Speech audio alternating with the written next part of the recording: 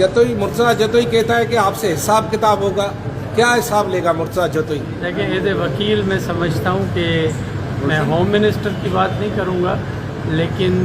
As a वकील मैं ये कहूँगा कि उनकी ये जो स्पीच है ये कानून के हिसाब से लायबल टू बी FIR है, और कोई भी अगर किसी को सरेआम धमकी देता है इस किस्म की, और इसमें यकीनन मेरे जो वकील दोस्त हैं वो भी समझते होंगे, और ये सीनियर पॉलिटिशियन है, इस किस्म की धमकियाँ नहीं दी जाती हैं। भड़के लगाने से कुछ भी नहीं होता है, और ऐसे भड़के और भी जो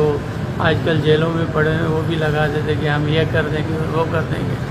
तो देख लेंगे। और हम पॉलिटिकल लोग हैं, चीज़ों को पॉलिटिकली हैंडल करना चाहते। पॉलिटिशियन कोई जंगजू नहीं होता है, पॉलिटिशियन अपने लोगों के राइट्स के लिए लड़ता है, अपने प्राविंस अपने मुल्क के राइट्स के लिए लड़ता है, और वो बेहतरी चाहता है कि उसकी आवाम की बेहतरी हो। उसका काम बंदूकें उठाकर लड़ना या जो है उसको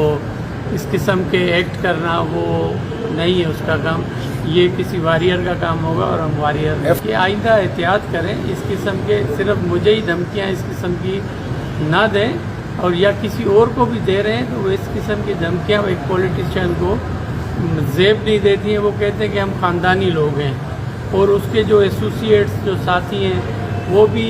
कहते हैं कि ये लोग ख़ानदानी हैं, हम ख़ानदानी हैं। मुझे ये पता नहीं है कि ह्यूमन बीइंग की हैसियत से ख़ानदान कौन है और ख़ानदानी कौन है, और उसकी क्या क्राइटेरिया है, ये